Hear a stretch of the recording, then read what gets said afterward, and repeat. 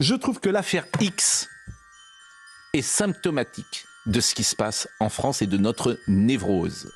Enfin, de la leur, hein. De la névrose de l'espace médiatique. Pourquoi ? D'abord, on dit n'importe quoi. Sur X, ceux qui veulent quitter X disent absolument n'importe quoi. Et la bien-pensance, le camp du bien est en train de quitter X. Pourquoi ? Pour tuer X. Et pourquoi on veut tuer X, Twitter ? Parce que c'est une liberté d'expression, tout simplement. C'est aussi simple que ça. Et que toutes les voix peuvent s'exprimer. Et ça, ils ne supportent pas. Vous êtes certainement au courant, le Centre national de la recherche scientifique, le CNRS donc, a récemment apporté son soutien à l'initiative HelloKitX, un projet visant à inciter les utilisateurs à quitter la plateforme suite à des inquiétudes croissantes concernant la désinformation et la propagation de contenus toxiques. Développée par un collectif français en collaboration avec ses chercheurs, cette initiative permet aux utilisateurs de migrer vers des plateformes alternatives comme Blue Sky ou Mastodon en conservant leur connexion sociale. David Chavalarias, mathématicien et directeur de recherche au CNRS, a mis en lumière l'évolution préoccupante de Twitter depuis son rachat par Elon Musk. Avec l'aide des équipes de l'Institut des systèmes complexes de Paris, ils ont démontré que ces stratégies favorisent la polarisation des opinions, amplifient la radicalisation et les discours extrêmes et haineux, déforment le débat public et renforcent les biais cognitifs. X implémente effectivement des algorithmes qui sont biaisés vers la toxicité et l'hostilité des échanges. Ça, c'est des choses qu'on a mesurées au CNRS. Donc, c'est indépendamment de Musk, mais Musk a renforcé ce phénomène une fois qu'il est arrivé sur X. C'est-à-dire que ce que vous recevez dans votre fil d'actualité n'est pas ce que vous demandez. C'est enrichi en toxicité. Ça, c'est une première chose. Concrètement, ça veut dire quoi ? Ça veut dire que vous vous abonnez à des choses, à des personnes qui disent certaines choses, et X, dans le For You, va sélectionner une sous-partie de ces choses-là et va prendre celle qui comporte une plus grande dose d'insultes, d'attaques personnelles, de harcèlement, etc. Donc ça se mesure, et on a montré que, en gros, vous avez 50% de plus de contenu toxique dans ce que vous recevez que par rapport à quoi vous vous abonnez. Donc ce qui est important, c'est que vous demandez quelque chose, et ce que vous recevez est 50% plus toxique. Un constat loin d'être isolé puisqu'il est massivement partagé par la communauté scientifique. Des experts tels que Shoshana Zuboff, auteur de The Age of Surveillance Capitalism, Yochai Benkler, co-auteur de Network Propaganda, ainsi que Kathleen O. Jameson et Joseph N. Capella, auteurs de Echo Chamber, Rush Limbaugh and the Conservative Media Establishment, ont tous documenté les effets délétères des plateformes numériques sur le débat public et la santé démocratique. Ces groupes de recherche spécialisés, qu'ils relèvent de l'analyse algorithmique, de la sociologie numérique ou des sciences politiques, convergent vers le même diagnostic alarmant. En tant qu'outil d'influence idéologique, ces plateformes exacerbent la polarisation et menacent directement nos démocraties. Et pour bien comprendre comment, revenons en 1988. Noam Chomsky et Edward Herman avaient déjà, dans La fabrique du consentement, analysé comment les médias traditionnels, influencés par des intérêts économiques et politiques, façonnaient l'opinion publique. Linguiste, philosophe et intellectuel engagé, professeur au MIT, est connu pour ses travaux en linguistique, notamment la grammaire générative, mais aussi pour ses critiques des politiques américaines, du capitalisme et des médias de masse. Edward Herman, quant à lui, un économiste et analyste des médias, a travaillé sur l'influence du pouvoir économique dans la sphère médiatique et sur la propagande d'État. Il a notamment étudié comment les médias occidentaux présentent les conflits internationaux et les violations des droits humains en fonction des intérêts géopolitiques des États-Unis et de leurs alliés. Leur modèle de propagande repose sur l'idée que les médias dominants filtrent les informations de manière systématique afin de servir les élites économiques et gouvernementales. Ce processus repose sur 5 filtres. La propriété des médias, souvent concentrée entre les mains de grandes entreprises. La dépendance aux revenus publicitaires, les médias doivent adopter des lignes éditoriales afin de maximiser l'audience au lieu de servir uniquement l'intérêt public. Les sources d'informations privilégiées, gouvernements, grandes entreprises, experts affiliés aux élites. Les mécanismes de sanction pour les voix dissidentes, et enfin, l'idéologie dominante, notamment l'anticommunisme à l'époque de leur étude. Des salaires. À l'Assemblée nationale, vous avez voté contre. L'ISF, à l'Assemblée nationale, vos députés, ils ont voté contre. Même vous, monsieur Bardella, qui vous dites grand défenseur de la ruralité, vous avez voté main dans la main avec la majorité présidentielle, avec ici madame Hayé, contre une loi qui permettait de lutter contre les déserts médicaux. Monsieur Bardella, je ne vous ai pas coupé. Écoutez, je ne sais pas qui vous a élevé. Moi, j'étais bien élevé. On laisse finir les phrases quand quelqu'un a commencé. On monsieur est Bardella. en 2024. Vous avez beaucoup d'avance. Un peu de respect, monsieur Bardella. Communiste. Ça n'a pas beaucoup changé. Ainsi, loin d'être purement objectifs, les médias jouent un rôle actif dans la construction du consentement des masses aux politiques et aux structures de pouvoir existantes. À l'ère numérique, ces mécanismes sont amplifiés par les algorithmes des réseaux sociaux. Ces derniers filtrent l'information en fonction de logiques commerciales, recherche du clic, maximisation de l'engagement et mécanismes d'addiction, et bien sûr en fonction de critères idéologiques. Par exemple, L'algorithme de X a été modifié pour promouvoir des contenus en accord avec les valeurs de Musk, sans aucune transparence ni contrôle de la part des utilisateurs, tout en invisibilisant les médias et les mouvements dits progressistes et démocrates, la parole scientifique et même certains mots-clés et contenus perçus comme contraires à son agenda politique. Parallèlement, la plateforme met en avant les contenus les plus réactionnaires et les plus extrêmes, quitte à faire passer la vérité des faits au second plan, mais pas que, puisque la nouvelle politique permet aux utilisateurs de partager du contenu pornographique et d'autres contenus destinés aux adultes, alors même qu'une nouvelle étude révèle que près d'un tiers des jeunes âgés de 7 à 9 ans utilisent la plateforme malgré les risques d'exposition. Sur son réseau, Elon Musk est partout. Il apparaît dans les suggestions de comptes à suivre et dans les tweets affichés, proposant de suivre ses entreprises ou des influenceurs masculinistes comme Andrew Tate, le compte de Donald Trump et le ministre de l'Intérieur François Bruno Retailleau, proche de l'extrême droite, qui a récemment félicité le collectif identitaire Nemesis pour ses actions et son discours xénophobe. Selon Benkler, Faris et Robert, dans Network Propaganda, les réseaux sociaux agissent comme des chambres d'écho, créant des espaces où les idées et opinions circulent au sein de groupes fermés où tous les membres partagent déjà les mêmes convictions. C'est un peu comme entendre son propre écho, on n'entend que sa propre voix. Invisible mais omniprésent, les algorithmes amplifient ce phénomène en modulant le contenu accessible à chaque utilisateur selon des critères soigneusement gardés secrets. Ces boîtes noires algorithmiques, contrôlées par les entreprises privées, filtrent et hiérarchisent les informations sans offrir la moindre transparence. Les utilisateurs ignorent souvent les règles qui déterminent pourquoi un contenu est mis en avant, pourquoi un autre est occulté, ou comment leurs propres données sont exploitées pour construire leur fil d'actualité. Il y a un algorithme qui est totalement caché, qui n'est pas public, et qui va totalement modeler les informations qu'il nous présente en fonction de ce qu'il a envie de nous montrer en fait. Et ça, quand on est utilisateur, on ne le sait pas. On n'a aucun moyen de le savoir.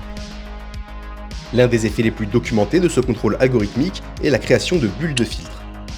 En exposant les utilisateurs principalement à des contenus qui renforcent leur opinion et intérêts préexistants, ils réduisent l'accès à des perspectives divergentes, enfermant les individus dans un univers d'idées homogènes où la confrontation avec des points de vue opposés se raréfie.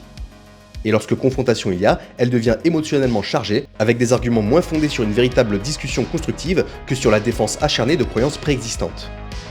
Ce phénomène ne se limite donc pas à façonner la perception du monde, il appauvrit également le débat public en limitant la diversité des voix et des perspectives. Kees Burgaert, informaticien à l'ISI, étudie les réseaux sociaux depuis 5 ans et s'intéresse spécifiquement à la haine en ligne depuis 1 an. Il a notamment quantifié comment certaines communautés haineuses sur Reddit influencent les nouveaux membres et a développé des méthodes pour détecter et analyser comment ces communautés et leurs interactions façonnent leur engagement dans ces groupes. Dans son dernier article, Auditing Elon Musk Impact of Hate Speech and Bots, il mesure la présence de discours haineux et de bots sur Twitter et constate que la diminution de la modération est généralement associée à une augmentation des discours haineux sur les plateformes sociales. Pour quantifier cela, les chercheurs ont commencé par établir une liste de 49 mots-clés haineux à haute précision pour éviter les faux positifs, c'est-à-dire des mots employés dans un cadre non haineux ou à connotation sexuelle. Ils ont ensuite filtré les tweets à l'aide de l'API Perspective, un outil d'IA développé pour identifier les discours toxiques qui définit un commentaire toxique comme un commentaire impoli, irrespectueux ou déraisonnable, susceptible de faire fuir les participants d'une discussion. Grâce à cette méthodologie, ils ont analysé l'activité d'un échantillon d'utilisateurs ayant posté des tweets haineux avant et après l'acquisition de Twitter par Musk et ont observé que la proportion de termes haineux dans leurs tweets avait augmenté et que leur fréquence quotidienne de discours haineux avait pratiquement doublé après leur rachat. L'analyse de l'ensemble de la plateforme a révélé une tendance similaire, la fréquence quotidienne des mots-clés haineux a doublé après l'arrivée de Musk. Ce qui est somme toute assez logique puisque Musk a délibérément choisi de limiter la modération anti-bot et a réactivé des comptes bannis pour discours haineux. En parallèle, les travaux du chercheur Emilio Ferrara de l'Université de Californie du Sud ont mis en évidence l'impact des bots qui inondent les réseaux de messages biaisés. Leur objectif est d'amplifier artificiellement certaines opinions, un phénomène connu sous le nom d'astroturfing, et de diffuser de la désinformation à grande échelle et des discours populistes ou haineux. Ils faussent ainsi la perception du débat public en créant une illusion de consensus autour d'idées qui, sans cela, seraient restées marginales. Un phénomène particulièrement visible lors des élections américaines de 2016, où près de 20% des tweets politiques provenaient d'agents automatisés. La désinformation, quant à elle, prospère dans cet écosystème car, comme vous le savez sûrement, et comme le montre un rapport de l'université de Stanford, les informations erronées ou manipulées se propagent bien plus rapidement que les faits vérifiés en raison de leur caractère sensationnaliste et émotionnel. Cet attrait se traduit par une diffusion massive, amplifiée par les algorithmes eux-mêmes, qui devient impossible à combattre en raison de la loi de Brandolini. La vérification des faits nécessite des ressources, du temps et souvent une expertise, alors que répandre l'information erronée ne prend que quelques secondes et devient plus facilement virale. Cette situation mène à un climat de confusion où les utilisateurs submergés par ce flot d'informations peuvent finir par perdre confiance dans les sources d'informations fiables, préférant se tourner vers des récits simplistes et émotionnels qui apportent plus de confort psychologique que de véritables éclaircissements. Ce climat de désinformation et de confusion représente une menace sérieuse pour la compréhension collective des événements mondiaux et pour la prise de décision éclairée au niveau individuel et sociétal. Les travaux de John Donovan et Alice Marwick montrent que cette dynamique contribue à la diffusion et à la légitimation de discours extrêmes comme le sexisme, le racisme, l'homophobie, la transphobie, et cette répétition obsessive participe à la construction d'une perception biaisée de l'actualité en ancrant certains termes ou idées dans l'opinion publique. D'ailleurs, c'est quelque chose que CNews a très bien compris, puisqu'en 2020, le mot OQTF a été prononcé 213 fois contre 5598 fois en 2022, ce principalement sur leur chaîne. Ce qui se passe, c'est que si vous avez un traitement différencié et si vous mentionnez de manière disproportionnée l'origine uniquement lorsqu'il s'agit de délinquance étrangère plutôt que lorsqu'il s'agit de délinquance française, évidemment, vous augmentez la perception de ce lien entre immigration et insécurité. Le rapport de Freedom House de 2022 met en lumière une augmentation mondiale de la désinformation organisée par des États ou des groupes d'intérêt, notamment par des acteurs comme la Russie, la Chine ou Israël. Cette manipulation informationnelle biaise les choix des citoyens, en particulier dans des contextes électoraux où ces stratégies deviennent des armes décisives. Comme le souligne Dominique Cardon dans Culture numérique, les réseaux sociaux ne sont plus des espaces neutres d'échange, mais des terrains de guerre informationnelle où le pouvoir appartient à ceux qui maîtrisent les outils de manipulation des masses. Et c'est pas toi, Baptiste, qui retweet son 20e post anti-woke en pensant être à contre-courant de la pensée dominante. C'est pas toi. Et non. L'impact cumulatif de ces mécanismes peut être dévastateur. D'abord, il contribue à une érosion de la confiance. Selon des travaux publiés par Springer, la désinformation omniprésente favorise la méfiance envers les institutions publiques, ce qui mine leur légitimité.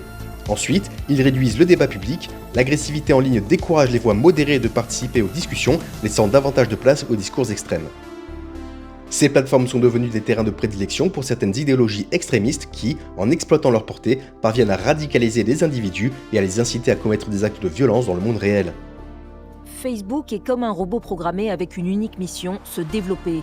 La réalité indéniable est que la croissance de Facebook, nourrie par la haine, la division et la désinformation, a laissé dans son sillage des centaines de milliers de vies de Rohingyas dévastées. Et ces accusations ne sont pas nouvelles.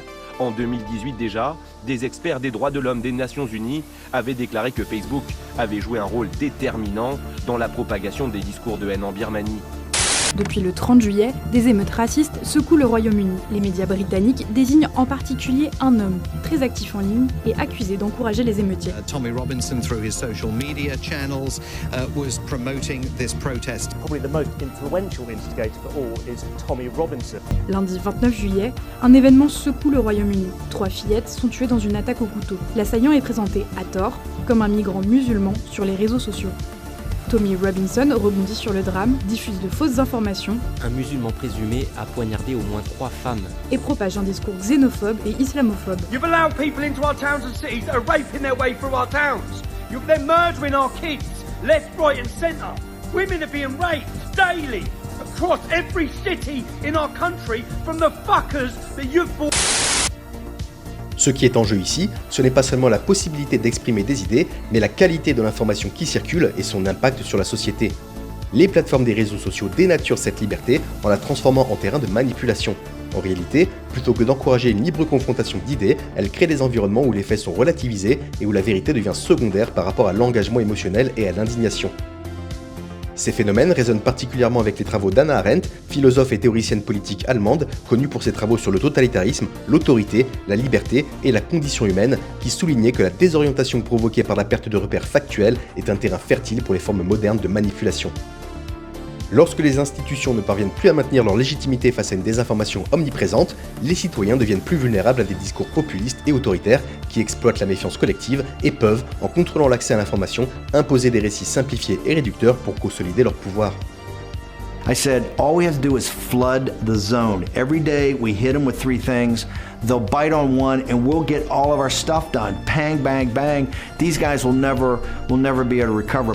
La démocratie repose sur un espace de discussion où les citoyens peuvent confronter leur point de vue de manière constructive. Un véritable débat ne peut donc exister que s'il repose sur des réalités partagées, des faits vérifiables et objectifs qui permettent une confrontation saine des idées. Mais lorsque cet espace est saturé de manipulations et de récits fallacieux, les citoyens perdent leurs repères. La liberté pour les loups, signifie la mort des agneaux.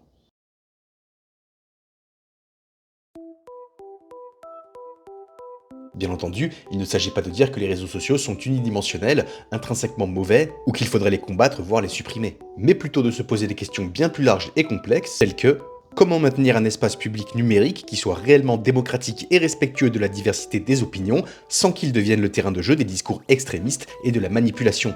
Bien que de nombreux pays garantissent la liberté d'expression dans leur constitution, sa mise en œuvre sur les réseaux sociaux est un véritable casse-tête.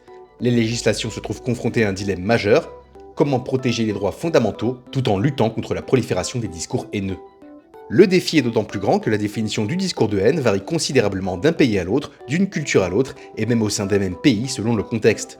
Aucun consensus international n'émerge sur cette question, qui touche à la fois aux droits humains, à la discrimination et à l'incitation à la violence. Cependant, si l'on considère le fonctionnement actuel des plateformes sociales, un constat s'impose. La priorité donnée à l'engagement, mesurée en likes, partages et vues, sert avant tout des intérêts économiques. Ce modèle ne favorise ni la recherche de la vérité, ni le débat démocratique. Au contraire, il agit comme un moteur de polarisation et de radicalisation, empêchant tout débat constructif, en exacerbant les tensions et la haine entre les groupes, et en détournant l'attention des véritables problématiques sociales et des inégalités structurelles qui profitent à quelques-uns au détriment du bien collectif. Un problème qui, je le rappelle, est déjà présent dans nos médias traditionnels. J'en veux pour preuve le traitement qui est fait des questions autour de la liberté d'expression réduit à une simple abstraction morale. Quitter X au nom de la morale, c'est dire aux autres, vous n'êtes pas dans le bien. Ils décrètent leur propre vertu, ce qui, pour moi, au fond, est plutôt gênant, car la vertu ne se décrète pas. Merci à tous d'avoir regardé cette vidéo, j'espère qu'elle vous a plu. Si c'est le cas, n'hésitez pas à laisser un petit commentaire. Elle aurait dû sortir il y a 2 mois, mais il y avait beaucoup de lectures, beaucoup d'études, beaucoup de papiers à traiter. C'était très long, très dense, donc c'était un peu compliqué, voilà. Je vais juste préciser un truc, c'est que ici on parle de liberté d'expression, on parle de X, des réseaux sociaux, mais il faut bien comprendre que la polarisation n'est pas le seul et unique fruit de l'utilisation des réseaux sociaux. En fait, elles ont des causes plus profondes, et on le voit notamment à la fin du livre Network Propaganda, où Ben Clair nous explique que ça aurait été plus simple, justement, d'avoir pour cause unique cette technologie, cette polarisation qui serait due à des acteurs comme les Russes, comme des bots, comme des gens qui font de la fausse information, etc. Mais qu'en fait, c'est un clivage qui est sur du long terme, qui a plus de 30 ans. Internet et les réseaux sociaux, ce n'est qu'une branche de plus qu'avec les médias, la radio, etc. qui vont accroître cette polarisation, mais les causes de la polarisation sont bien plus profondes que la simple utilisation des réseaux sociaux. Maintenant que c'est dit, eh ben, n'hésitez pas à vous abonner parce que ça fait plaisir, et puis moi je vous dis à bientôt. They're eating the pets of the people that live there. They're eating the dogs. They're eating the cats. They're eating the pets of the people that live there. People of Springfield, please don't eat my cats. Why would you do that? Eat something else.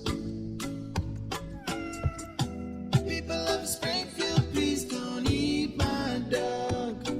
Here's a catalog of other things to eat. They're eating the dog.